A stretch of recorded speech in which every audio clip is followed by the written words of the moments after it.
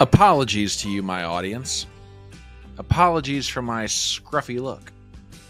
Apologies for my pushing this back a half an hour, which I will explain why here momentarily.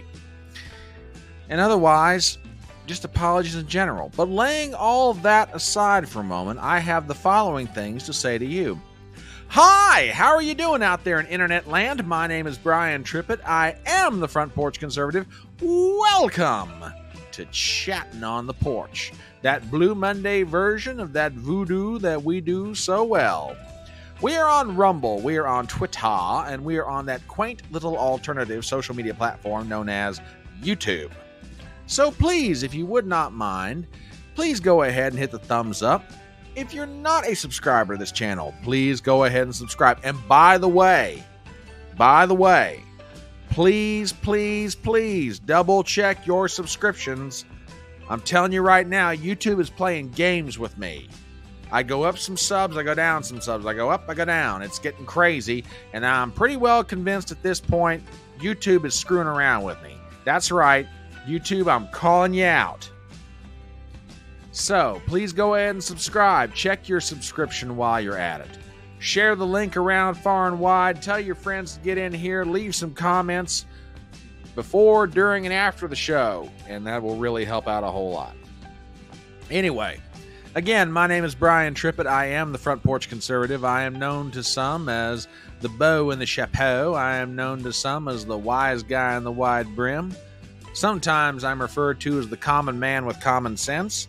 But above all else, I am referred to as your loving host. Again, we are on Rumble, we are on Twitter, and we are on YouTube. So please, subscribe to the channel, check your subscription. Let's make sure you're still subscribed. Also, leave a comment, share the link, hit the thumbs up, all the fun stuff that makes Mr. Algorithm happy. And then with that, we'll get into what we're going to do tonight. So glad to have you guys here. And looking forward to doing a really good shoe for you tonight. Oh, goodness. Okay. As to why we are starting a half an hour early. I got a frantic phone call from a friend of mine at work and said, hey, are you busy right now? I was like, oh, okay. What's up? Hey, this person has got to get some documents printed. I can't get down there in time. It's for a closing that's happening tonight at a person's house. Can you go back to the office? I said, yeah, sure, I'll do it. So I drove back to the office, printed out everything this person needed.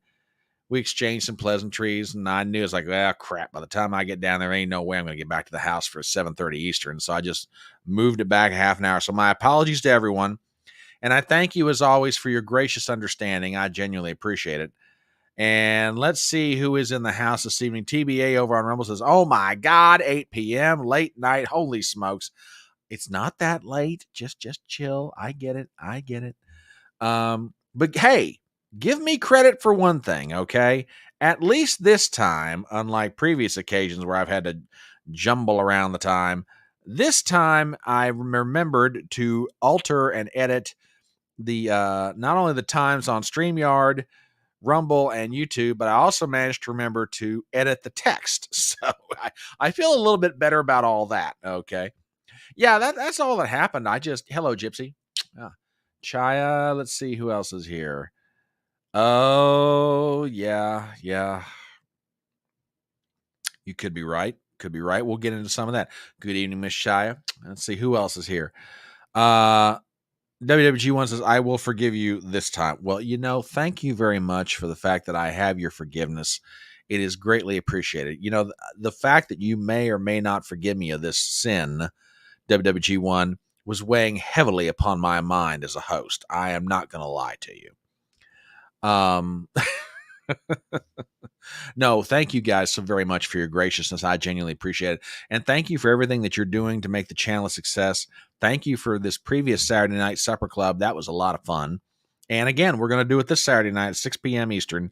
So just remember to mark that on your calendars. All right, let's get into things that are important and need to be talked about. And and by the way, I want to thank all of you guys because you have been producing some much needed humor that I think we all need at this point. to help us get through this insane campaign season that we are calling the 2024 election. But I tell you what, every time I'm turning around, I see reasons for hope. Now, don't get me wrong, we got a long way to go, and this thing is way not over yet. But if nothing else, there are reasons to have hope, and more importantly, right now, there are reasons to laugh. And you guys have been providing and sending me memes all over the place, and I gotta thank you guys because, and I'm serious about, I think that's a good way to put it, Rhonda. Cautious optimism. Very cautious optimism. I think certain things are starting to fall into place the way they need to. And again, it's not a done deal. It's not a fait accompli. But yeah, we are. I'm feeling good. I'm feeling good vibes, and not the Democrat vibes that Kamla's trying to manufacture. But I'm feeling, what's that song from the 90s? It's such a good vibration. Or something like that. Don't ask me to sing that because that's just more than my white boy is capable of doing. Anyway, thank you for all the memes. We got a few of them tonight to show off. Hello, Midmo. Good to see you. Good to see you. We got some stuff to show off tonight. And by the way, it's campaign season when you see yard signs going up everywhere. Okay. Yeah. I mean, if you want to go back to the Beach Boys, gotta keep those love good vibrations happening with you. Gotta keep. Anyway, that's a note that I definitely should not try to hit. Anyway, it's campaign season when yard signs start coming out. And I tell you what, I do agree. I agree that Kamala Harris has a broad base of support inside the Democrat Party. And the proof of that is there's some yard signs that are starting to pop up that ought to really give you an idea of what's going on. So with that, folks, as always, give me a sound check. Listen to this. All right. Whoever did this, absolute we got hero drug traffickers for Harris. Drug traffickers for Harris. We got illegal aliens for Harris. We got shoplifters for Harris. Oh, Lord. Gang members for Harris. Gang members for Harris. Sheep for Harris. Socialists for Harris. My God. Sheep for Harris. More socialists. Who else have we got out there for Harris? Someone's got their head on straight out here. Oh, my word. What a now, ladies and gentlemen, that is what I call a broad base of support. Truly, I think this woman is bringing it to everybody. We'll run through this one more time just for the grins and giggles of it. Here you got drug traffickers whoever for did Harris. This, absolute hero among us. Drug traffickers for Harris. And then we got illegal aliens for Harris. We got shoplifters for Harris. What else we got? We got gang members for Harris. Sheep for Harris. Socialists. That's a big one. Big voter group. My God. For Harris. More sheep. For Harris. More socialists. Shout out Gilbert, Arizona. Woo. Someone's got tell you what. Straight out here. Kamala is bringing out the best in everybody. I am dropping that link in both YouTube and Rumble chat. You can share that around with your friends. I think, it definitely ought to be good. Okay. Well, WWG1, we don't know about the sound yet, but I apologize because I apologize for that one. But yeah, I thought that was kind of funny. I thought you guys get a kick out of it. Another one that I found, and this is pretty daggone cool. I'm sure many of you remember that great Alexander Dumas novel, The Three Musketeers, and the legend of the Three Musketeers and the fourth Musketeer, D'Artagnan. Well, that has now been updated to 2024, so check this one out. We have Tucker, we have Trump, we have Elon, we've got Bobby Kennedy, the Four Musketeers. So there you go.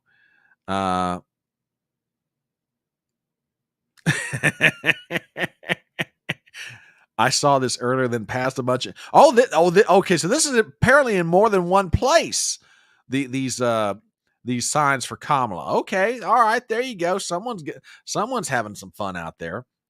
But yeah, here's a meme that I thought you guys would get a kick out of. The Four Musketeers. Which, by the way, if you're ever wanting to watch a movie The Man in the Iron Mask from 1997. A very young Leonardo DiCaprio, Gabriel Byrne, John Malkovich, Jeremy Irons, Gerard Depardieu. Absolutely one of the best renditions of that, or film adaptations of that book that you will ever read. And I'm sorry, when you can get John Malkovich, Jeremy Irons, Gerard Depardieu, and Gabriel Byrne together in the same film, if you don't go watch that, bless your heart, you just, I don't know what to do with you. You need help. Bless your heart. Oh, your name is Jeremy. Oh, well, okay. All right. Well, I'm still going to call you Midmo, if that's all right with you. Now, if you want me to call you Jeremy, I'll do it, but I will still call you Midmo. But yes, Jeremy. Good to know. All right, we got some more memes, and we got another updated version of the Avengers. This is pretty good. And actually, the fact that Elon Musk is Tony Stark, that's kind of apropos. Really kind of apropos. And now we got Tulsi Gabbard as Scarlett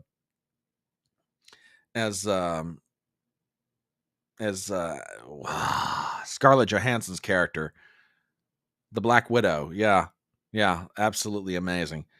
And you got Vivek as Hawkeye, and you got, I guess, Robert Kennedy as the Hulk, that's kind of apropos as well. Good evening, Professor. How you doing tonight? Good to see you, sir. Oh yeah, we're gonna get into that. Hang on to that thought. All right, what else do we have out there in the world of memes? Oh, this last one's great. And very apropos for our first subject of the night. Found this one courtesy of Mr. Robert Barnes, the attorney. This is great.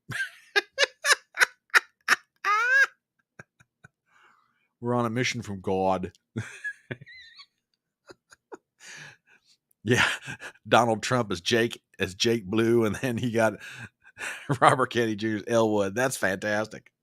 Absolutely fantastic. All right. And that kind of leads to our first subject of the evening.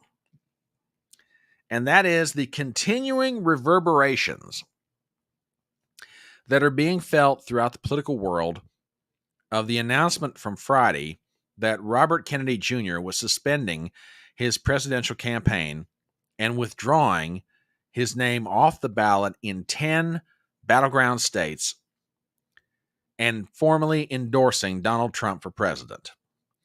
Folks, I mean, I know I've been talking about it. I know other commentators have been talking about it, but I don't think any of us, and I don't care who you are,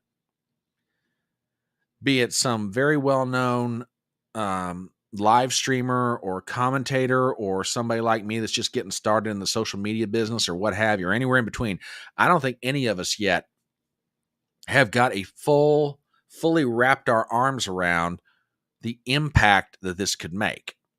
Now don't get me wrong. I'm not trying to overhype it. We're going to find out just how big it is come election day. But the fact that everybody is scared to death right now on the left side of the spectrum ought to tell you a lot. Yeah, and he's bringing things to the table that are absolutely amazing. And this is something I'm not saying it's been totally missing from the campaign, at least on Trump's part, but it's not been emphasized the way it could be and should be, because this needs to be talked about. It really does. And I think if Trump follows through on his word and gives RFK Jr. some leeway, if Trump wins, I think this has got the potential to be hugely impactful, short and long term. TBA over on Rumble says Martin Armstrong's Socrates program estimate Harris's poll numbers at 10.5%. Really? Hey, TBA, do me a favor. I have heard you mention this Martin Armstrong person before, but would you do me a favor if you can find it, and don't if you can't put your hands on it quick, but either drop it in chat or drop it in a comment on YouTube or Rumble, because I want to see this. And I'm not saying you're wrong, but I keep hearing you talk about this guy. I got to check this dude out. I'm very interested in this. And by the way, that number that Martin Armstrong is got is I'm seeing a lot of informal online polls being done by any number of people. And we're talking sample sizes that range in the 5 figures, 6 figures in some cases, 7 figures. And Trump is just absolutely stomping a mud hole in Kamala Harris. Okay. Okay, hang on a minute. I want to pop this up. All right, WWG1, thank you for that. I want to pop this up here because I want to see this for just a second. Forgive me, folks, because I gotta put this up here because this is starting to drive me nuts. Socrates, Armstrong Economics.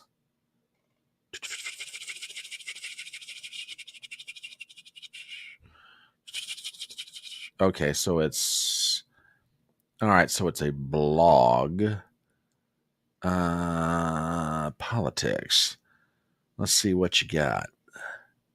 Okay, this looks interesting. I'm going to check this out a little later. Let's see what this is. Greg Hunter's USA Watchdog Rumble channel. Period of uncertainty. Okay, I will check these out. I will definitely check these out. Okay. I need to see this. My biggest concern about these independent polls and others taken are now showing could be true. That's a fair point. That is an absolutely fair point. But still, even anecdotally, I think it bodes well. But we'll see. We'll see. Now, the mainstream media, if you're listening to them, they don't think this is going to make much of a difference. And if you want a proof for that, Jonathan Capehart of the Washington Post and an MSNBC contributor was on Friday night's NewsHour with his counterpart David Brooks of the New York Times.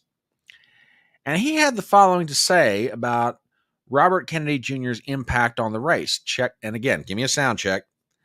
Check this out. We already have our first post. Wait a minute. Hold it. Me speakers be playing havoc. There we go. Now we're talking. Okay. Now give me a sound check.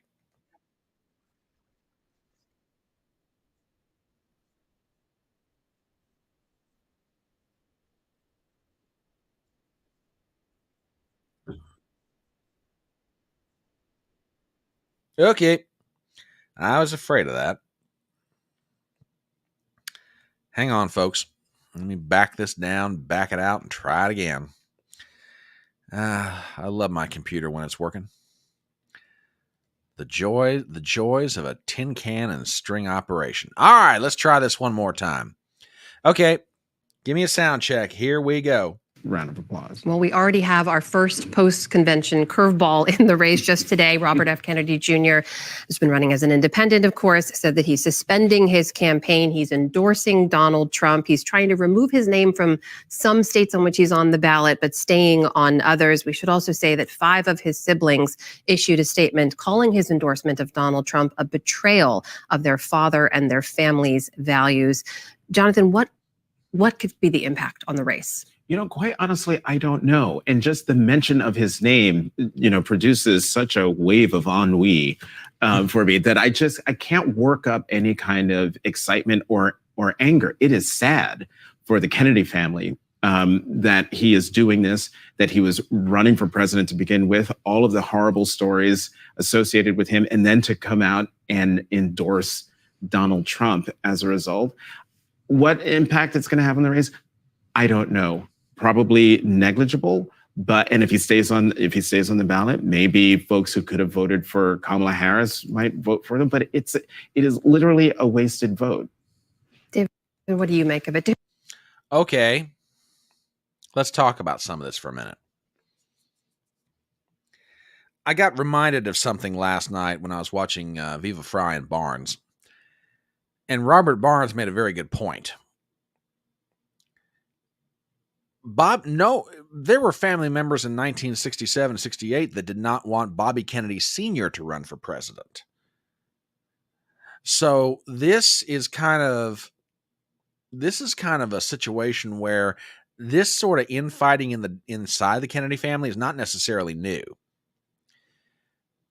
As far as the impact is concerned, I'm not convinced Jonathan Capart's correct. Now, like I said, what it's going to mean come election day, don't know yet. But I think Robert F. Kennedy Jr. is touching and reaching out to a lot of voters that up to this point, Donald Trump hasn't been able to get to. Younger voters, people in the African American community, people in the Hispanic community. Not exactly like the constituency that his father had in 1968, but definitely reaching people disaffected by, okay, thank you very much. We'll check that out here momentarily. But Robert Kennedy Jr. is going to reach people that Donald Trump couldn't get to at this point. Maybe Trump in the end would have gotten to them. Don't know. But now there's a synergy. There's a coming together of Trump's MAGA message, Make America Great Again, and Robert Kennedy Jr.'s message of Make America Healthy Again. And Donald Trump, if he honors his word and lets Bobby Kennedy Jr. have some free reign in a second Trump term, whoo, baby, look out. The fun that could be had, and more importantly, the benefit to the country long term. Not just to the present generation alive, but to future generations yet to come. We could see a lot of good things happen. There is an absolute gathering of energy right now that's just amazing.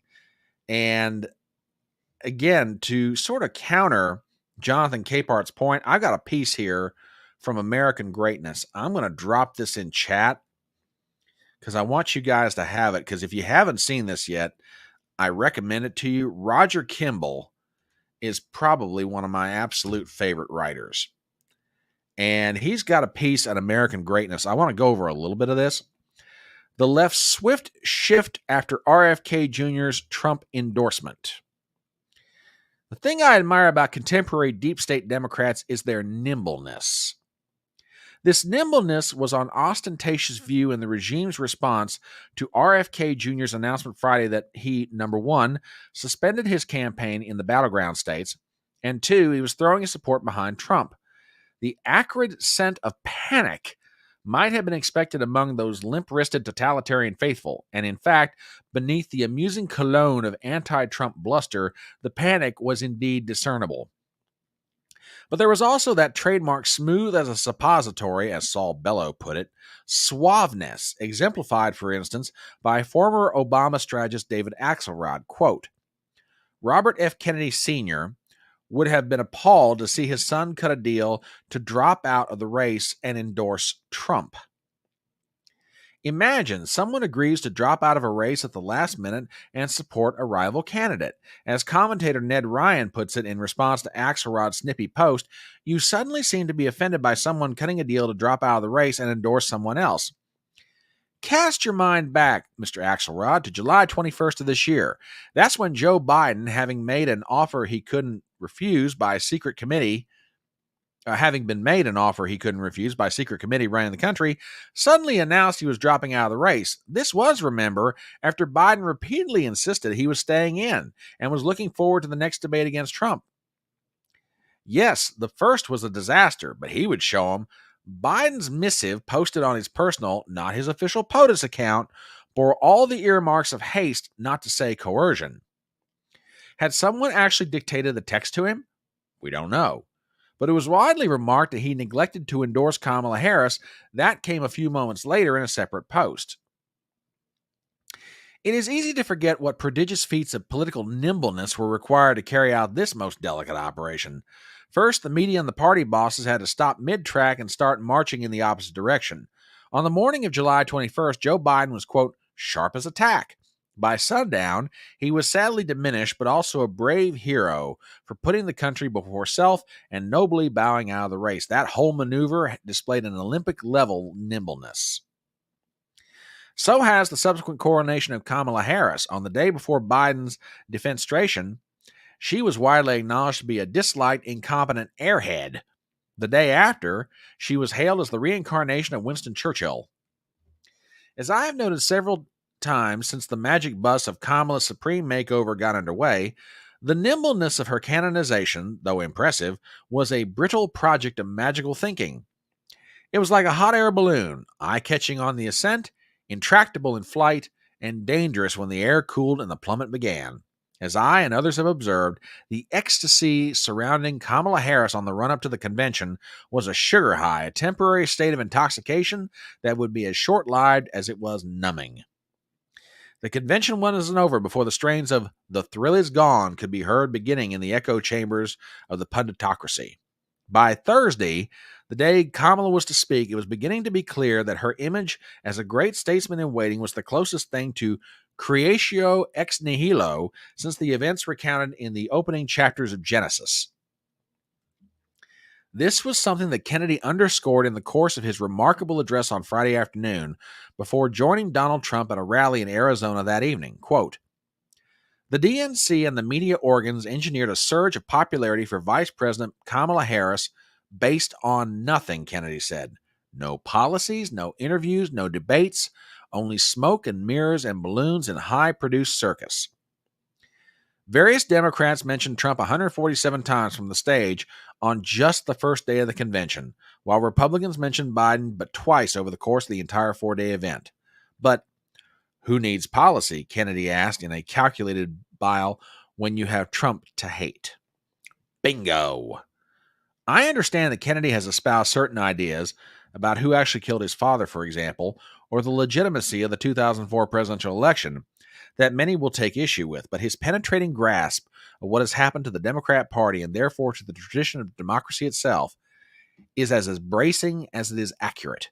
In the name of saving democracy, he notes, the Democrat Party set itself to dismantle it.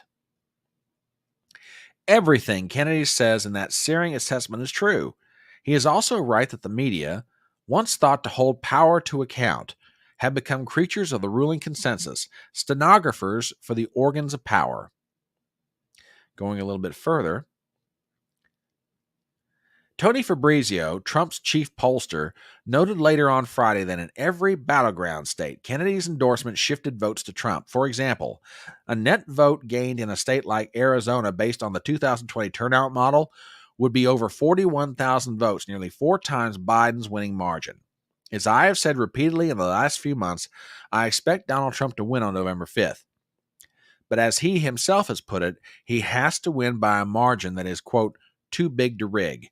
Kennedy's suspension of his campaign in the battleground states and his endorsement of Donald Trump almost guarantees that winning margin.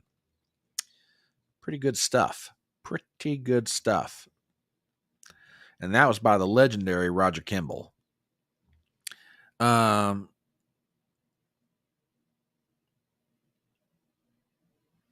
Let's see. Midmo says, if Kennedy had not been assassinated, we might have had a different future, but I can't help but feel like he'd understand the situation and follow suit with RFK and make the same. You know, you might be right. There are many people, Midmo, who have made the statement that old school Democrats, Harry Truman, JFK, Robert Kennedy Sr., and many others would have a very hard time in the modern Democrat Party. Now, would they become Republicans? No idea. But definitely, this modern Democrat Party, I mean, when people like Brett Weinstein, who's been a lifetime Democrat, makes the statement on Patrick Bet-David's podcast that this is not the Democrat Party he signed up for, and this current modern Democrat Party is not anything that you want to be a part of if you're trying to defend and move forward the principles of small d democracy, that ought to tell you a lot. WWG1 says RFK was not a Democrat by today's standards. I absolutely agree with that. I mean, just as an example, Robert Kennedy Jr. says one of the issues that informed in his campaign for president was his opposition to the Ukraine war. His father was opposed to the Vietnam War. I mean, one of the other three issues was, democracy and free speech. His father was a profound advocate in those areas. I think we are on the verge of something amazing and extraordinary. I really do. In that vein of skepticism about Jonathan Capart's analysis that RFK's vote might not mean anything, I've got a gentleman named Freddie DeBoer who's got a Substack account, and I'm not going to read all this, but the headline's pretty telling. Kamala Harris is not winning this race yet. There is something this is some very premature football spiking. And he lists a whole series of charts that are from the New York Times, national numbers, and state polling. Let's start with the caveat that all these numbers have likely moved meaningfully in Harris's direction due to the convention, but the convention bounces usually fade. And then I want to go the very next to last paragraph. And I am growing more and more frustrated with the number of educated progressives who respond with resentment and insult if you ever tell them, hey, maybe we should get actually serious for a little while and drop the fucking exhausting meme fixation. Look, Donald Trump has significantly outperformed polling in 2 consecutive presidential elections. The Electoral College favors the Republicans. Eventually, Kamala has to make her case in an unscripted and adversarial format, which she has proved entirely incapable of doing in the 2020 primary, and there's still more than 2 months to go. Harris is doing better than I would have possibly thought a month or so ago, but I'm very grateful. I feel increasingly hopeful about the election, and I hope that the good news continues. But you have all lived through Trump winning an election that we were certain he would lose. Did you suppress those memories? Come on, guys. It was 2 Olympics ago. That's pretty good. That's a pretty sober assessment from a progressive. Okay. Very much so, as a matter of fact. Now, speaking of Kamala and her unscripted interviews. Okay. Got some news on that front. Let me find it here real fast. Give me 1 second. I had this pulled up a second ago. And come on. Here it is. Supposedly, and I say supposedly because I have not seen any news about this yet. Supposedly, Kamala Harris and Tim Walz have agreed to do a sit-down interview sometime this week with NBC News. Now, I say supposedly. Give me 1 second here because I want to double-check something. Because as of yet, I have not seen anything about this.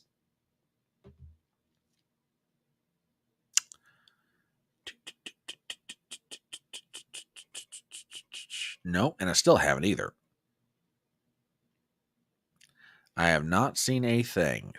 There's nothing on NBCnews.com telling me that they're going to do an interview. They're supposed to. I haven't seen anything yet. And this thing about her not talking to the press is going to become very, very noticeable. Did I save that? Yes, I did.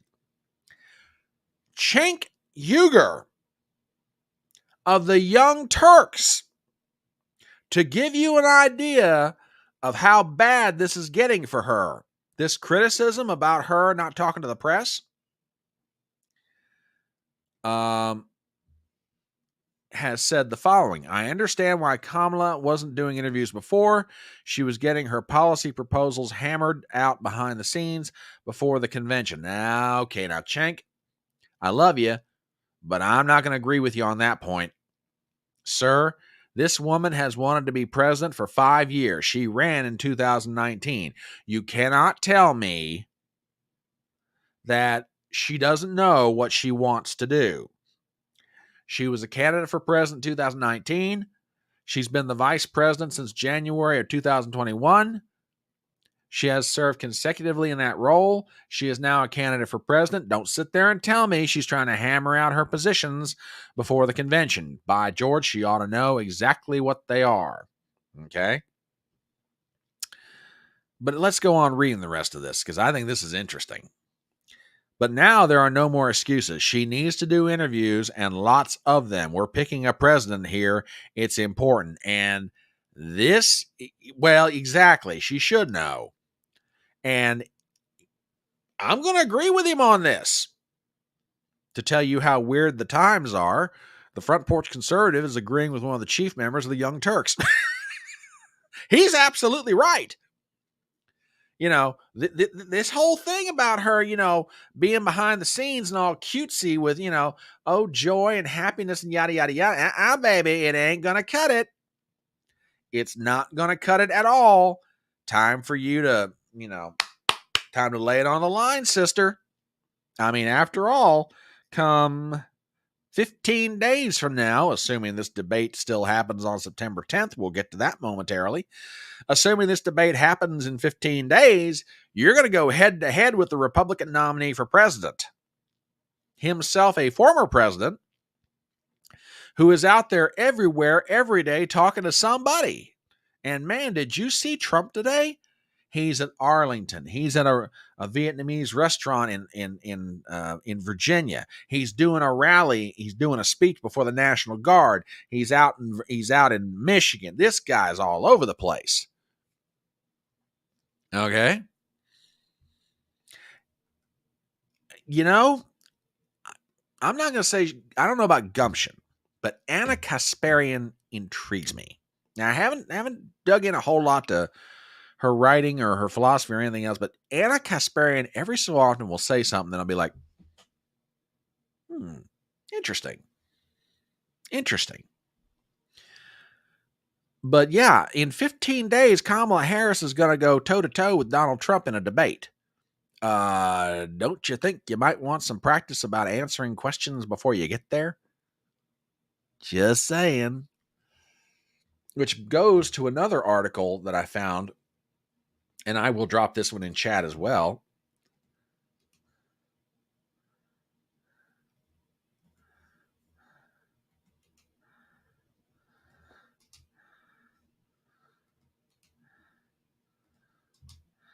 This is all right.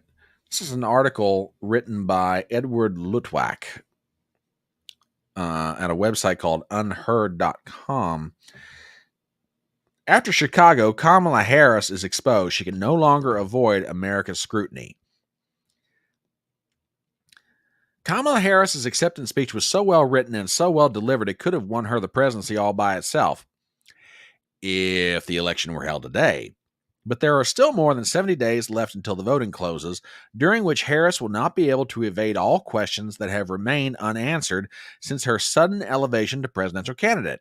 It's been more than a month since Biden renounced his re-election attempt, and Harris has still not held a single press conference or given any interviews. Such a systematic avoidance of the press requires an explanation, and the most obvious is that she is afraid of having to answer all the questions she has dodged by receiving the nomination without going through any primaries at all. Some of those questions would have addressed her moral character, including her affair with Willie Brown, the exceptionally powerful mayor of San Francisco. Others would have addressed her unremarkable performance as Biden's border czar. Yet much bigger unanswered questions are raised by the only policy proposals that Harris issued after Biden's renunciation. Just two of them, both deeply flawed. And without necessarily revisiting those, I want to go to the tail end of this article. And let me read the next to last and the very last paragraphs. Crucially, these indefensible policy proposals are not just narrow measures, but rather expressions of something 10 times bigger. The application of Californian big government principles throughout the United States. Since 2017, more than a million Californians have left to immigrate elsewhere, from Montana to Texas, because of the extreme nature of the state's new laws and taxes. Extreme environmental regulations, which increase housing costs and are driving people into homelessness, have been one result. A law calls for slavery reparations. Even though slavery was never allowed in California, is one more, while another, the new S-1955, prohibits school employees from telling parents that their child is wearing the clothes of the opposite sex, while protecting them from any punishment for, quote, guiding children in choosing their gender. Elon Musk reacted to S 1955 by moving to Texas. That sort of California madness that Kamala Harris considers the new normal. And this is the sort of program she is proposing. Over the next 73 days, non-Californians will have an opportunity to find out what California measures Harris intends to apply throughout the U.S. and then vote accordingly. If the vote were held today, immediately after her Chicago triumph, Harris would probably win. But with each passing day, as more people consider the few political ideas she is offering, victory becomes less likely. That is a pretty good article. And like I said, I dropped it in chat on YouTube and on Rumble. So yeah, it's more, and it's not just people on the right who are criticizing her from this. This is coming from the left. This is coming from people right down the middle. Everybody is saying the same thing. She has got to get some interviews. She's got to sit down with somebody. And I'm going to make a prediction. And I could be dead wrong about this. I get the distinct feeling that the longer she waits before she does a unscripted interview, if I may use that term, the more she runs the risk that whoever is doing the interview is not going to give her a total softball interview. Okay?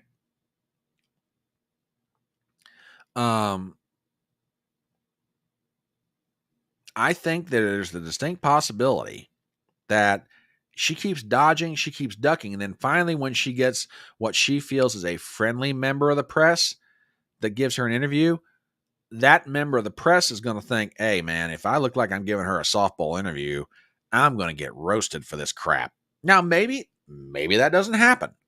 But I just think she's running the risk. The longer she delays this, the worse she's going to make it for herself. Even with somebody that might be moderately friendly to her as far as like giving her a easier interview than what someone else might give to her, I don't know that she's going to get that treatment. I mean, look, I was shocked. I was absolutely shocked that Jake Tapper and Dana Bash did such an even-handed job with the debate. I really am. To their credit, I just think she's running the risk that she's going to alienate the very people who are maybe wanting to help her, trying to help her. We'll see. We will see. But with regard to some of the effect that we're starting to see, I want to play a clip by Joe Rogan. And I thought this was very, very interesting. This runs about 34 seconds.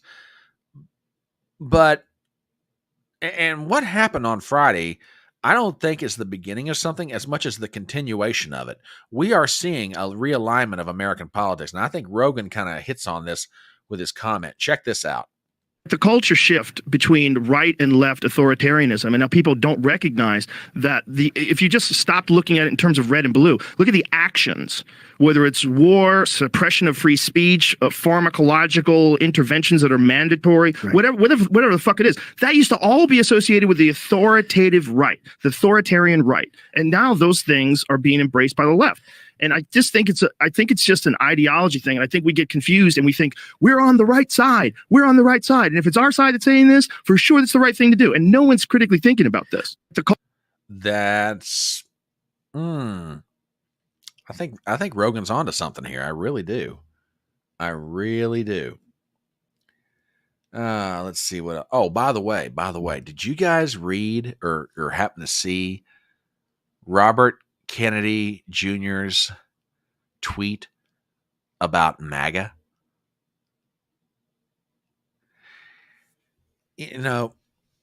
For years, the left has been trying to define MAGA in ways that are just totally unrepresentative of what it really is. But I tell you what, I read this tweet from RFK Jr. and I was genuinely impressed. I really was. And with that, I want to share it with you guys because I thought this was just great. What MAGA really means. The phrase has troubled liberals who think it is a call for a return to America before civil rights, gay rights, and women's rights. But I have a more generous interpretation, one that is truer to my experience of Donald Trump as he is today. Make America Great Again recalls a nation brimming with vitality, with a can-do spirit, with hope and a belief in itself. It was an America that was beginning to confront its darker shadows, could acknowledge the injustice of its past and present, yet at the same time could celebrate its successes.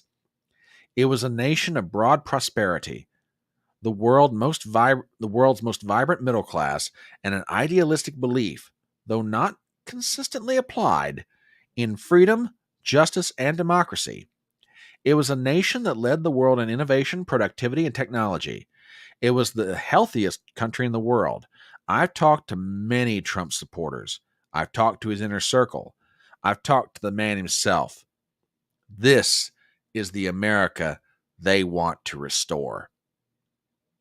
I tell you what, that, like I say, I don't agree with Robert Kennedy Jr. on everything he stands for. There's a lot of issues that we are miles apart on, but I tell you what, that is a great expression of what MAGA is, and I'm going to drop that in chat for you guys. I saw that, I found that, and I thought, that's really good. I can't not share that one. And TBA over on Rumble says it's not about right versus left. It's about liberty versus tyranny, up versus down, respectively. I agree with that. I agree with that wholeheartedly.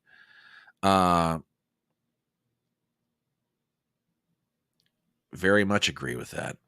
So, tell you what, it's about 8:45 Eastern Standard, 7:45 Central. Let's do a real quick commercial. For those of you who've happened on this live stream and you're thinking, who is this handsome devil in that great-looking fedora? Well, let me go ahead and tell you. My name is Brian Trippett. I am known in social media as the Front Porch Conservative, and you have found the live stream that we call Chattin on the Porch. We get together on Monday nights, usually around 7:30 Eastern, and we talk about the news, things that are going on. We give our opinions about it. We share links that we found. We share memes. We laugh. We cry. We laugh and cry in some cases. But otherwise, we try to have some fun making sense of all this crazy thing we call life. If this is the sort of thing you like, then I ask you to do the following for me. Number one, go ahead and subscribe to my channel, okay? Both on Rumble and on YouTube. And by the way, y'all YouTube subscribers, do me a favor. Go back and check and make sure you are still subscribed. Okay? I'm just done with it. I think YouTube is playing games with me. Don't get me wrong. I know sometimes there are people that unsubscribe to my channel. But the way this has been happening for months now, I am pretty well convinced somebody's screwing around with me at YouTube. So please, please, please, doesn't matter if you subscribed recently or if you're a long-time subscriber from when I started last March, check your subscription. Number two, leave a comment in chat, both on Rumble and on YouTube. It really helps with the algorithm. Also, give a thumbs up. Also, share the link around. Okay, let us shift our next topic of conversation. And this wasn't necessarily listed, but I think this ought to be talked about. They say a picture is worth 1,000 words, and this one is kind of accurate. It speaks a lot and is very accurate. As you all know, today is the 3rd anniversary of the death of 13 Marines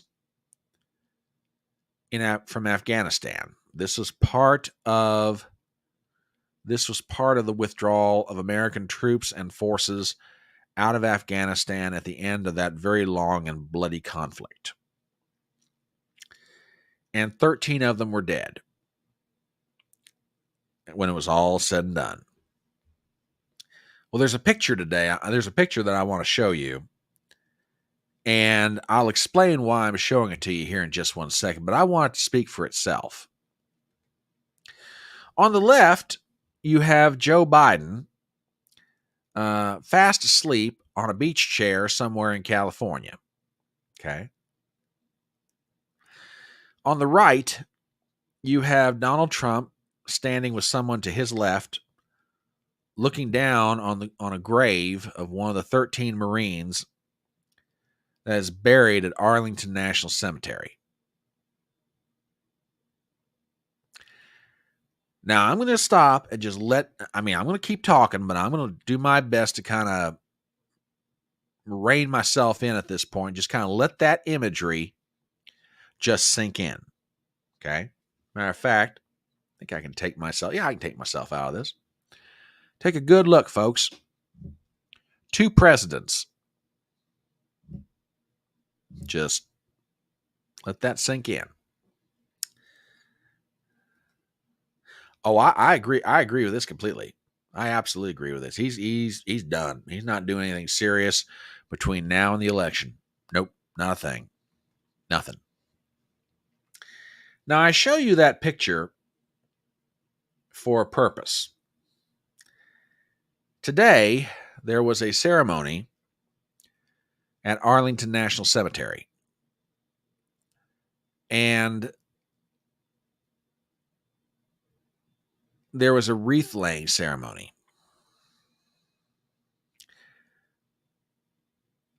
Donald Trump was there. Donald Trump is not even the current president of the United States. But Donald Trump was there. Joe Biden is the current president of the United States and was nowhere to be found. Kamla Harris is the current vice president of the United States. And she was one of the architects of the Afghan withdrawal. She's also the current Democrat nominee for president and was nowhere to be found.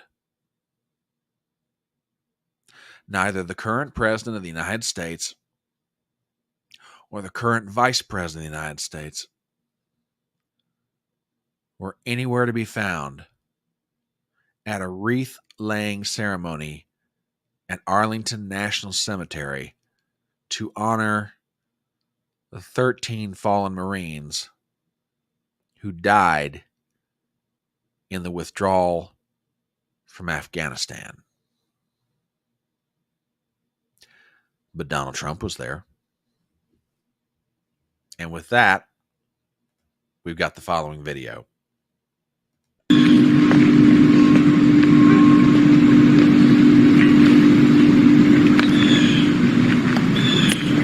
Treason! Out!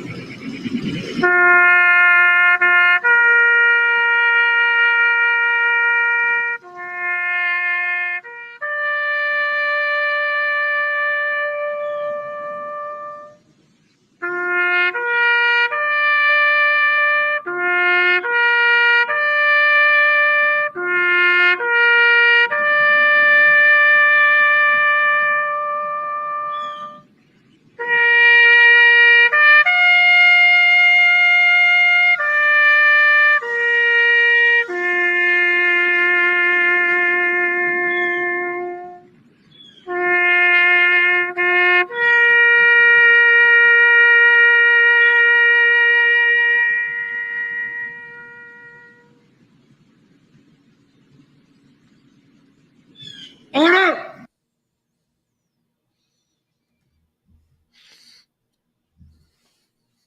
Yeah.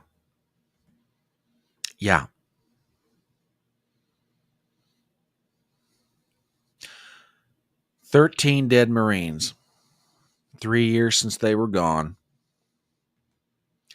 And the current president of the United States and the current vice president, neither one of them could be bothered to show up. And Midmo, you are absolutely 100% right with this comment. They couldn't even stop long enough to honor them. They'll make an excuse. Yeah. Absolutely. Absolutely. Yeah, you're right, Tesla. They don't care. They don't. TBA over on Rumble says it's enough to make you weep for them and for our country. Yeah, I'm sorry. I'm not trying to bring down the mood, but I think it ought to be said. That's a moment look, some people are going to say, well, he's doing it for political reasons. Well, I'm not really that concerned about the reasons why Donald Trump's doing it. At least Donald Trump's doing something. That's a whole lot more than I can say for Joe Biden and Kamala Harris. You want to sit there and argue about his reasoning, about why he's doing it? That's fine. At least he's there. When the train derailment happened in East Palestine, who was the first real person on the scene? Wasn't Pete Buttigieg, it was Donald Trump. Buttigieg maybe came in for 2 hours and then he left. He's gone. Donald Trump brought bottled water. He brought encouragement. He brought hope. When the reporter said, what's the message for Joe Biden? You know what Donald Trump said to Joe Biden after East Palestine? Get up here.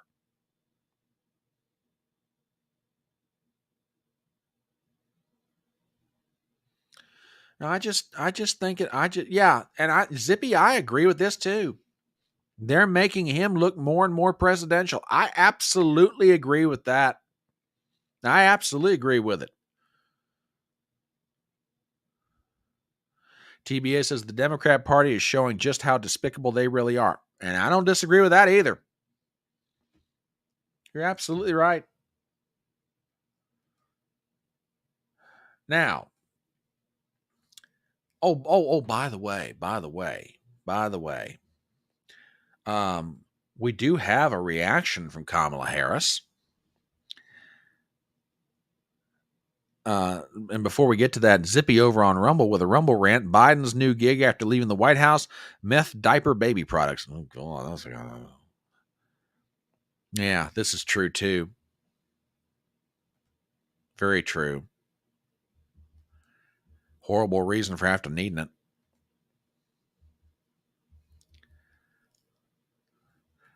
That's a good point, Midmo. Most giant disasters we've seen even before 9/11 have always been visited by Trump. That's true. That's absolutely true. We do have a reaction from Kamala Harris. As a matter of fact, it's a reaction from 3 years ago. How did she react when she found out that when someone started to ask her about 13 Marines dead? Yeah, here you go. Let's find out. Let's find out what kind of reaction Kamala had to it. What's your response to reports of Americans? Hold on. Slow down, everybody. I want to talk about two things. First, Afghanistan. Slow down, everybody. I want to talk about two things. Let's talk about Afghanistan.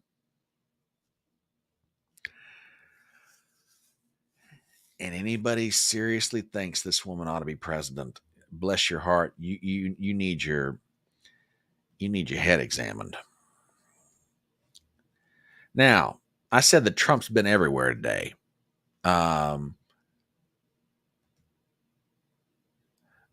Shortly after his visit to Arlington, Trump went into a Vietnamese restaurant in the Arlington area. This is kind of cute. Check this out. Should I let you? Yes. At least a few words. At least a few words. We'll all fight for you, sir. So let me ask you. You still love your country, right? Yes. Yes. No, but you still love Vietnam. Yes. Not the party. Not the communist now. No communist. Not the communist party. No communist. But we need you. We need you for the next 4 years. I love some of that. I don't know if you got to hear. Didn't know if you got to hear it or not. but some of the comments that were made is, "We will fight for you, sir, and then we need you for the next 4 years." That's kind of cool. Now, I said that Trump's everywhere. Yeah, and no communist. That's another one. That's true. You haven't heard the cackle. You haven't heard the cackle from the California jackal. So yeah, the California jackal's cackle has been silenced. They put a muzzle on that thing. Yeah, no communists. We want no communists. You know that's right. I said that Trump's been everywhere today. He made a speech before the National Guard, and Robert Kennedy Jr. over the weekend kind of teased that there were other Democrats that were coming out. Well, Trump got himself a big old boost today, and it kind of explains why someone was made part of the MAGA Avengers. Folks, do me a favor, check this out. This is kind of cool. 3 days ago, I was honored to receive the endorsement of Robert F. Kennedy Jr. We're very proud. Thank you.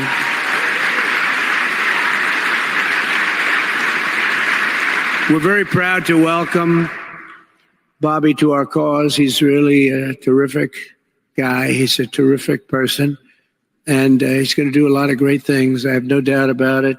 He's got some very good ideas, some ideas that people weren't listening to. It's turned out to be right. And today I'm honored to officially welcome another true American patriot, a 17-year veteran of the Hawaii Army National Guard, a 4-term Democrat congresswoman, very, very popular, the former vice chair of the National Democratic Party and a 2020 Democrat candidate for the United States presidency. You know, she was a very good candidate. Every time she ran, she was good. She did well. She decided to leave. She couldn't take it anymore, but she is very special. And I didn't know this, but she was a lieutenant colonel. That's not bad. Lieutenant colonel. Not bad. I didn't know that. You know, I just found out. I said, put it down. You got to put that down. That's bigger. That's better than all the other stuff I read. But no, she's a special person. She's got great common sense, great spirit. She loves our country, and she loves the people in this room. Tulsi Gabbard. Okay, Tulsi, please.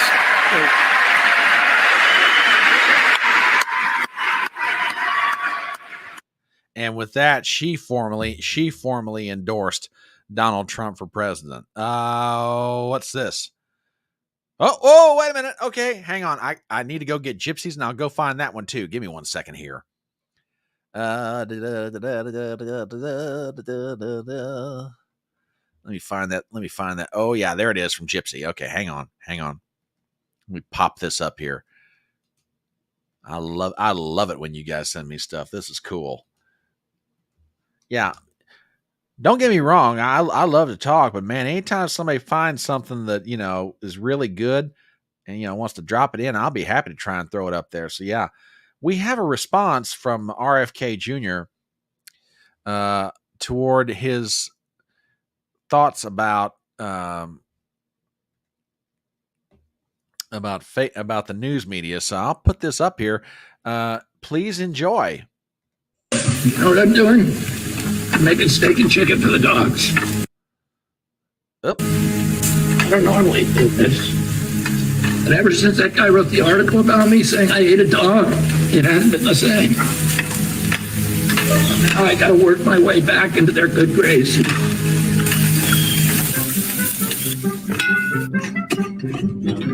This was my dinner. I'm giving him my food. This is the height of irresponsible journalism. I mean, I don't care what it does for me, but look at these guys.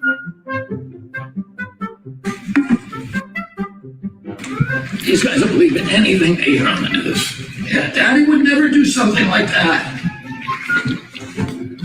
It was a goat. St. Francis loved the animals. I love you guys. I would never eat a dog. It was fake news. It was fake news. St. Francis was a wolf of Gubia. This is one of their favorite bugs. It really calms them down. I love it. I love it. That's great. And to Robert Lowry, who just dropped, I just found what he's looking for, and or what he mentioned, I should say. Let me pop this up here for anybody who wants to see it. Yeah, this is what Robert was referring to. There you go. Wonder Woman just joined the Justice League. That's great. That is great. That is fantastic. All right. Let's see. Meme WWG1 over on Rumble says meme them until they cry and then make memes of them cry. Oh, I tell you what, I said it over the weekend. I said it over the weekend. The meme makers are having a load of fun. An absolute load of fun right now. Let's see, what else have we got going on here? Oh, yes. We kind of need to get into this subject. A little bit past 9 o'clock. Well, hang on. Midmo just sent me something. Hang on. What's Midmo sent me? Oh, goodness. Oh, our friends over at MSNBC. Good God. Okay, hang on. We're going to put this up here. Got to take a look at it. We will look at the good and the bad, folks. Apparently, our friends at MSNBC are feeling the need to try to share news or manufacture it, as the case may be. Hang on. Let me get this thing set up. Ba-dum-bum-bum. Yeah, that's a good question. That is a real good question. Hang on a second. Let me pop this baby up here.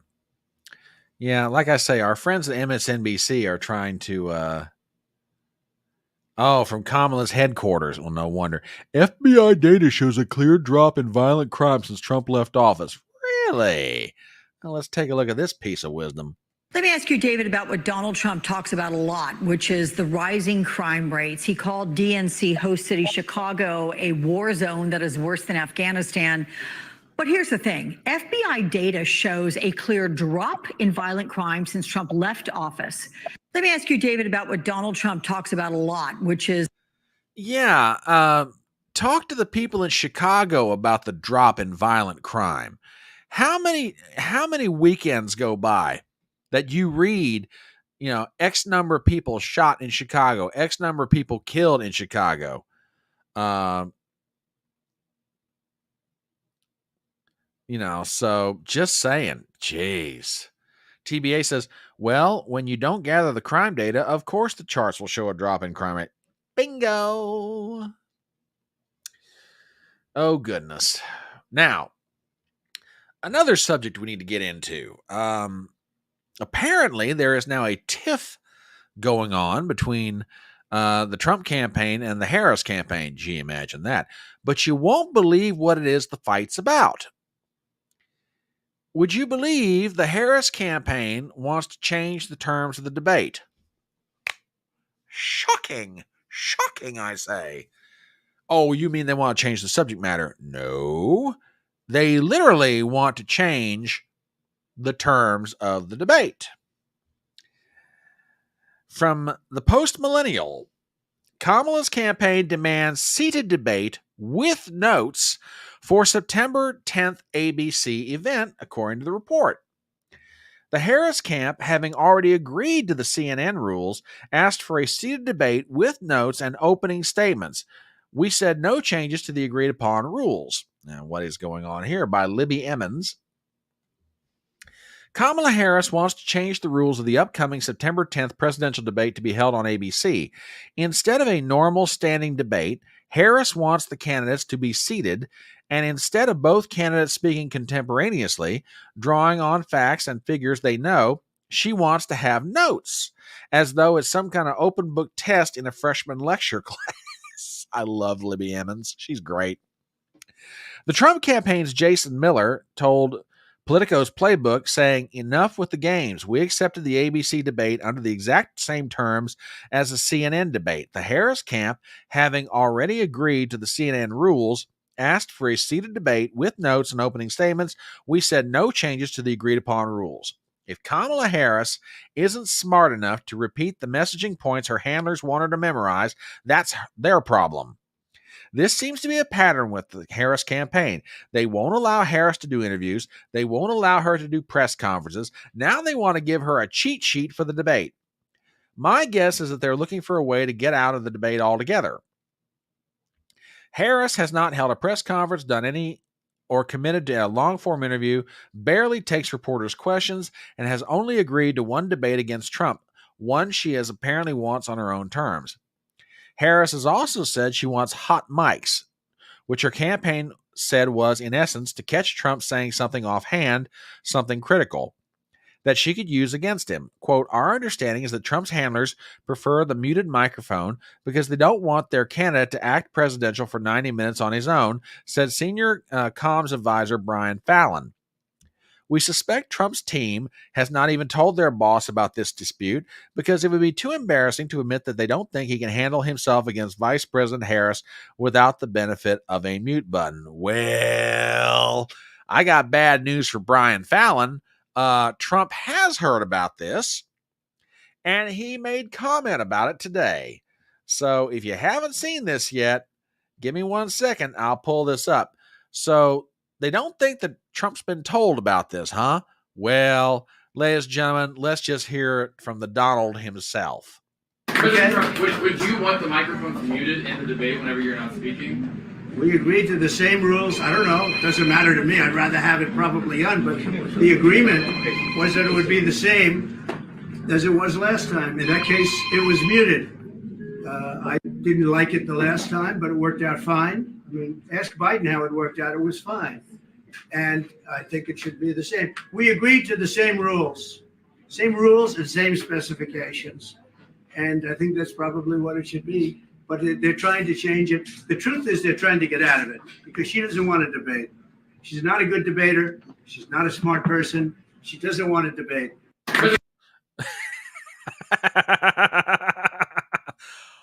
What? Oh, wait a minute. I did see this. I did see this earlier today. Hang on a minute. I have got to put this up here.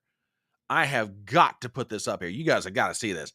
Gypsy's absolutely right. Mark Robert, co-host with the equally inestimable Eric Hunley. But Mark Robert is also reporting. Come on. There it is. Let me find this real fast. Hang on.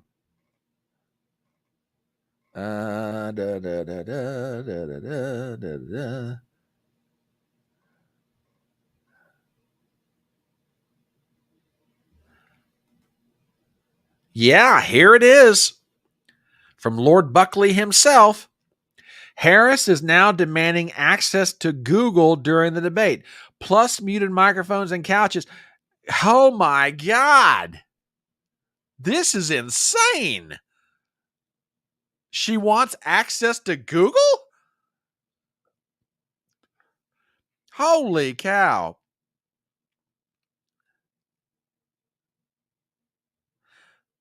Well, that's sort of my question. I mean, do Harris and her people somehow think that Donald Trump can't exercise the self-restraint that even if the microphone's on, that that he's not going to stop himself from saying something? Seriously?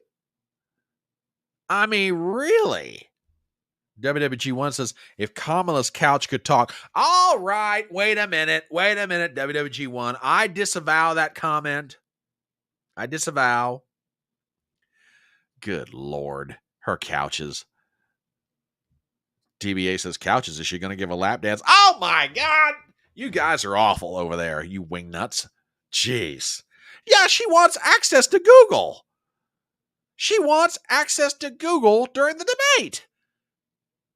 Okay, not just no, hell no. Hey, Kamala, Do you not have the brains to do a 90-minute debate? Why do you need it? Well, I know why she wants it as a sit-down debate. She doesn't want the imagery, because Trump's what, about 6'3", 6'4"? I think it is. She's what, about 5'2"? If that, hang on a minute. Now I got to find this out for sure. Zippy says, her couch, I smell bread rising. Oh my God. No. Thank you for the Rumble rant, but just that's awful. That is awful. Hang on a minute. I know exactly why she wants him seated. How tall is Donald Trump? Trump goes at about 6'3", and Kamala Harris 5'4".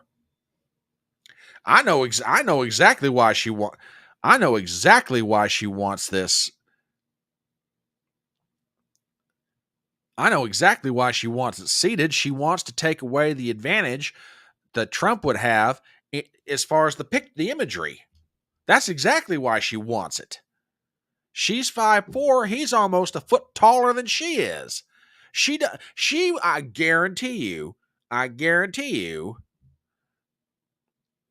that she wants to be able to take away that advantage.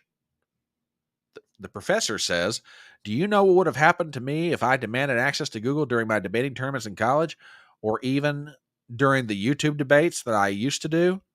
Again, in the near future, by the way. Yeah, exactly. You would have been, Christian, you would have been laughed out of the room. I knew when I was a undergraduate, I had buddies of mine who were on the college debate team. And I had thought about it at one time or another, but these guys did insane hours and just crazy amounts of, don't get me wrong, I have nothing doing against research, but man, the amount of hours that they spent up at the University of Virginia's libraries was just madness, just absolutely crazy. And those kids were brilliant. I still know some of them to this day. I would want to match wits with them. Don't get me wrong. I think I'm pretty good in an argument, but I wouldn't want to go toe to toe with them. And this was before the days of Google. Trust me. I mean, but Christian, you're absolutely right. You'd have been laughed out of the room. She ought to be laughed out of the room for demanding this. Oh, so you're saying she should have a sit down, do the, oh my God. Oh my God. Oh my God. Gypsy, you naughty thing. You. Oh my God. This audience is off the rails, and I love you. I love you guys. No, I'm with you. Don't give her anything. Give her nothing. I mean, the woman is asking for millions of Americans to vote for her for president. And she can't even stand up on stage for 90 minutes without the benefits of notes. And she wants Google? To hell with that. If I'm Donald Trump, I'd say, screw it. We're not doing it. It was good enough for Joe Biden. It's good enough for you. I'm going to be there on September the 10th. Show up. I'd make her do it. I would absolutely make her. She already agreed to this. Let's remember, she already agreed to these terms. And now, with 15 days to go, she's trying to weasel out of it. Look, I want to give a piece of advice to the Trump campaign, and I think Jason Miller is on the right track here. Okay? But if anybody in the Trump campaign's even thinking about it, screw it. Don't let her change a damn thing. Nothing. Absolutely nothing. Don't do it. She wants to be president of the United States. By God, you stand on stage for 90 minutes. You don't get the benefits of Google. You don't get notes. You don't get a hot mic. You don't get anything. Or maybe I'll put it to you this way, Kamala. You want a shot at the champ? You step into his ring on his terms. He did it your way once. He gave Joe Biden everything he wanted and whipped your boy from pillar to post. You want a shot at the champ? You get in the ring on his terms. And his terms are this, same as last time.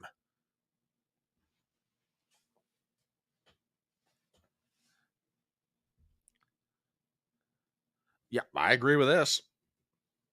And more importantly, he needs to ask her questions. He needs to ask her questions, and she needs to be made to answer them. You know, TBA, that's probably right. Harris over on Rumble, TBA says Harris is going to wear 12-inch platform shoes to get her height nearer to Trump. Would not surprise me. Would not surprise me.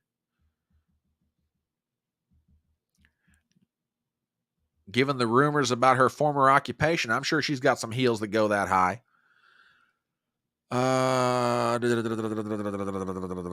What is this? Did you see Bill Maher and Quentin Tarantino over the weekend? WT told Cammie to stay silent and in the No, I did not.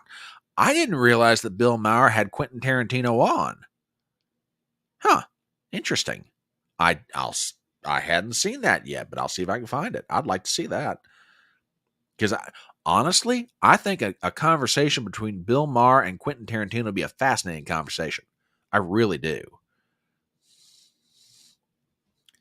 Could be. Could be. Could be very true.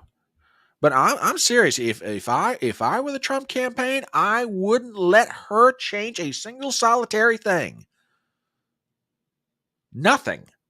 No Google, no sit down, no notes, no open mics, nothing. If it was good enough for Joe Biden, it's good enough.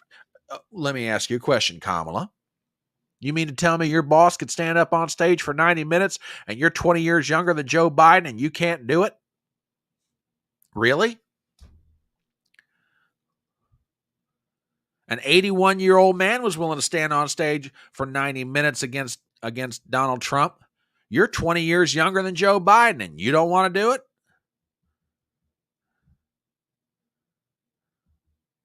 Seriously? Is it that you don't want to stand on stage for 90 minutes or you can't stand on stage for 90 minutes? Which is actually, if you can't stand on stage for 90 minutes, that's kind of a shame because your boss 20 years older than you are could do it. Gee whiz. Absolutely ridiculous, this woman. Absolutely ridiculous and completely unserious. Completely. Whoop, stop that. And what else have we got going on right now?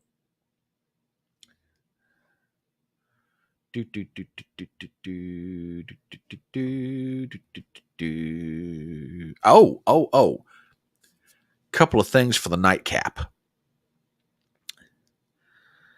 Couple things for the Nightcap. And for those of you worried about how things are going in the swing states, a little bit of good news that just came out late this afternoon. Check this out. From the Gateway Pundit. Democrats panic after Wisconsin Supreme Court rules that Green Party candidate Jill Stein gets to remain on the ballot in a crucial swing state. They can't throw her off. So that's going to be a problem for Kamala. So, yeah, the Party of Democracy is trying to throw off Jill Stein. Let's see who wrote this. Christina Layla, we've got the following. The Supreme Court on Monday ruled that Wisconsin Supreme Court on Monday ruled that Green Party candidate Jill Stein can remain on the 2024 presidential ballot. The Democrats earlier this month filed a complaint to keep Jill Stein off the ballot in the crucial swing state of Michigan. Stein has angered a Democrat elitist with her bid for the White House, and she is seen as a, quote, spoiler. Dr. Stein took thousands of votes away from Hillary in the crucial swing states of Michigan and Wisconsin in 2016. The Democrats are in a panic after Stein, who received more primary votes than Kamala Harris, oh, that's a great line, will remain on the ballot. The Party of Democracy. Absolutely true. Absolutely true. Yeah. The Dems weren't worried about Stein when Hillary was running. Oh, that came back to bite him in the rear end. TBA, that came back to bite him.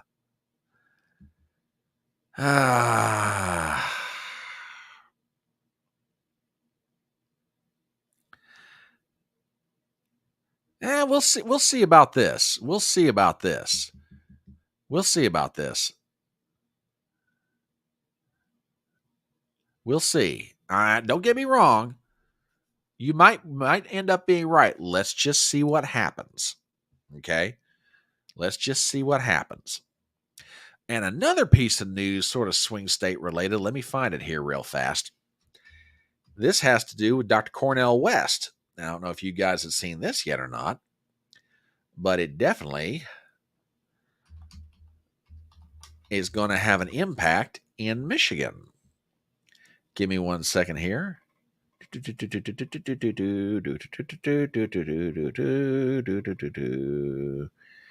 Where is it? Oh, yes, I got to mention that too. That's an interesting piece of news. Here it is. Here it is.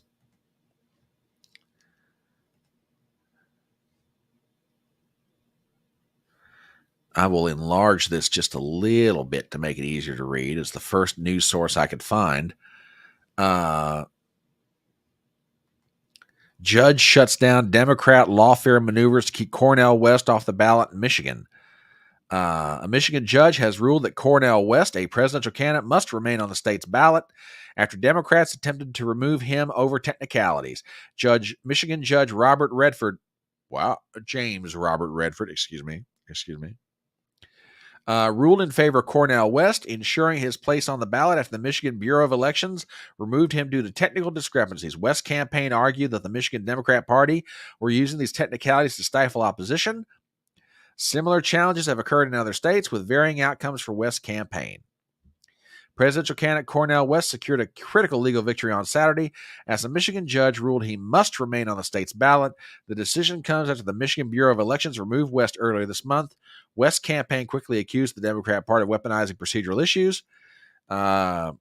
West, who is running as an independent, celebrated his decision on X, formerly known as Twitter, stating, quote, "Victory in Michigan.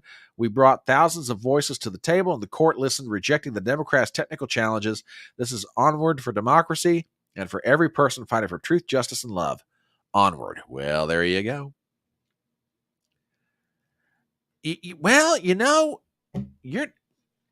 Who else was it? TBA over on Rumble said something similar, very similar. Anyone want to bet that the Democrats throw Kamla off the ticket by September 11th? Normally I would say it can't happen, but then again, after this year, who knows? Jeez. But yeah, TBA says Stein should throw in with Trump. Doubt she will. Should she? Yeah, maybe. One more thing from Cornel West, and this just came out today. How long does this run? You know what? I am going to play this. I am going to play it. Cornel West has come out in favor of the idea of a COVID-19 Truth Commission to explore the disproportionate impact on marginalized communities. Some of what he's going to say I don't agree with, but you know what? I'll put it up there. Let me pop this up on screen. Let you guys hear it. Seems like Robert Kennedy's onto something here. Check this out from Cornel West. I want to speak to my brothers and sisters of all colors who are concerned about not just the vaccine, but the role of the pharmaceutical company in shaping public policy, not allowing the various voices to be heard, the role of censorship, the attempt to impose closure on various voices that would help us understand what's really going on when it comes to healthcare policy vis-a-vis vaccine. I want a truth commission to find out what happened in the past, and I want to make sure that each and every one of us have fair access to the truth.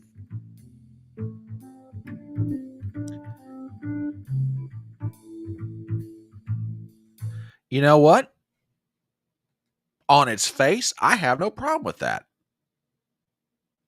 I don't have a problem with it. WWG1 says, buckle up, Buttercup. We are not even to November yet. Dude, I tell you what, it is absolutely crazy what is going on right now. Absolutely insane. I mean, what was it today that Barris and Barnes were saying on the live stream they were doing? There are some years that go by. There are like years that go by when nothing happens in 20 years. And then there's 1 year where so much activity happens, you feel like it's 20 years. And this is one of those years. This is one of those years. 2024, for better, for worse, good or bad, is going to be remembered as one of the most consequential years, I think, not just in American history, but I think in world history. I really do believe that. I don't know how it's going to end. I don't know what's going to happen in the November election. I know what I'd like to see happen. But I don't know what's going to happen. But I tell you what, we are almost to the end of August. We've got 4 months left. And holy cow, what a year 2024 has been so far. Just extraordinary. Just extraordinary. Let's see. What else have we got by way of Nightcap news? By the way, guys, did you hear what Mark Zuckerberg finally admitted to? This is from the House GOP Twitter page. Mark Zuckerberg just admitted 3 things. Biden-Harris administration pressured Facebook to censor Americans, Facebook censored Americans, and Facebook throttled the Hunter Biden laptop story. I am dropping this tweet for your all's perusal because there's a 2-page letter that goes along with it. Oh, I know, TBA. We're not shocked by this news, but the fact that Facebook is actually admitting it in writing, kind of a big deal. So check it out at your leisure. Let me look at this letter real quick. Hang on a second. I want to see exactly what he's got written here.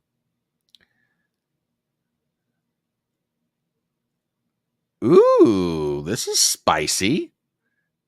And the fact that this comes from Mark Zuckerberg himself. Hang on a minute. I want to go back to this paragraph. In 2021, senior officials from the Biden administration, including the White House, repeatedly pressured our teams for months to censor certain COVID-19 content, including humor and satire, and expressed a lot of frustration with our teams when we didn't agree. Ultimately, it was our decision whether or not to take content down, and we own our decisions, including COVID-19 related charges that we made to our enforcement in the wake of pressure. Oh my. Oh my, oh my, oh my. Yeah, WWG1. I'm surprised too. So yeah, y'all take a look at that one at your leisure. Goodness gracious. My goodness. Very interesting. Very interesting indeed. I hope this one's not the case, Gypsy. I hope this is not the case. Ugh. Wouldn't be surprised. Would not be, as crazy as this year's been, I would not be surprised. Anyway, let's bring this train into the station. You guys need to get to bed, and so do I.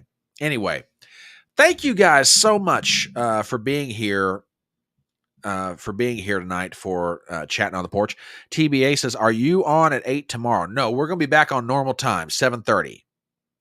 We'll be back on 7:30 Eastern, 6:30 Central. We will be back to normal time. This was kind of a weird situation tonight. I had a kind of a work-related thing. How dare I keep you up so long? WWG1, I am sorry, but you know what? Sometimes life gets in the way of live streaming. Daggone it. Believe me, had I been born rich instead of good-looking, I'd be doing a live stream every day at around noon. There you go. Oh, thank you very much. I genuinely appreciate that. And by the way, I need you guys to do me a favor tonight, a very small favor. And this is at the recommendation of Miss Gypsy, who's always trying to help the channel grow, and we greatly appreciate every suggestion she makes and all suggestions that are received. Please do me 2 favors as you go out the door tonight. Hit the thumbs up, but also please leave a comment on either Rumble or on YouTube. Mr. Algorithm seems to like that sort of thing. Not just the thumbs up, but leaving a comment. It seems to boost reach for some reason. So please leave a comment as you leave the electronic front porch tonight. It would be greatly appreciated. But thank you guys for being here for Chatting on the Porch. We will be back tomorrow night, 7:30 Eastern. And I love you guys. Thank you so much for being here. You guys are the best audience on the internet, and we're going to keep on growing this thing and getting better all the time. So, love you guys. Have a great evening, and remember the words of that great American philosopher, Tom T. Hall, when he said, "It's faster horses, younger lovers, older whiskey, more money." We'll see you Tuesday night, 7:30. Take it easy.